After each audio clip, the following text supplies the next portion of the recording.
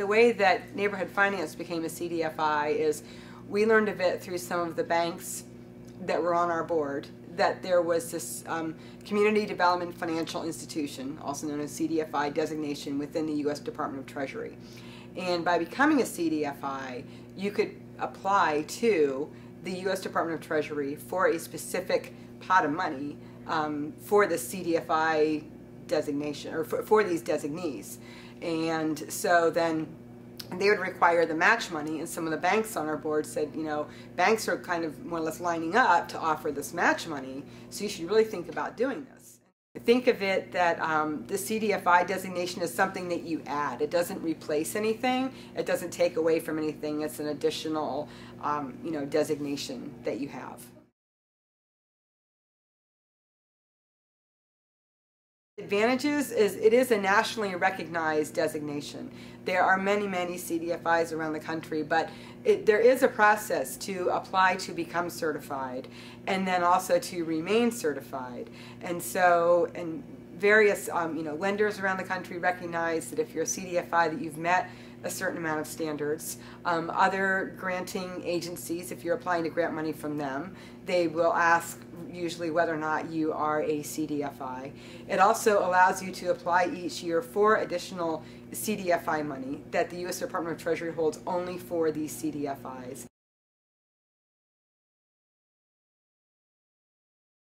Neighborhood Finance Corporation is a not-for-profit mortgage bank. We were formed in 1990. And the local governments has spent a lot of money on downtown projects such as the Skywalk and the Civic Center and the historical building, but the neighborhoods wanted to know what about where people were living, because they were seeing a lot of problems. And so everybody, the local officials, they hired a couple of consulting groups, and they determined that you needed to have a standalone mortgage bank, preferably a not-for-profit mortgage bank, because this program is too unusual for it to be part of an existing bank, and you don't want it to be part of a local government.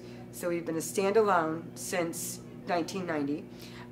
We get money from the city and county, and that is paired with money that we get, the secondary market money, either from Fannie Mae or groups of local banks. The grant money that we get from the city and county is used for people to make improvements on their home. It's also used towards closing costs. When we heard that that CDFIs could become members of the Home Loan Bank, we were quite excited. One of the main Home Loan Bank goals is to provide liquidity and capital for the member institutions. And I think that anybody, whether you're non-depository or depository, you should always be looking for additional sources of capital, always. And so it really could provide us with another opportunity to either have a special program, to maybe go into a different geographic area, perhaps to try a different type of loan, perhaps to reach a different population, perhaps the groups that maybe are not traditionally served by the secondary market that we have come to work with for the past 22 years, but could be perhaps work with someone different. Whether you're a nonprofit or for-profit, you have to make sure you are meeting your customers' needs.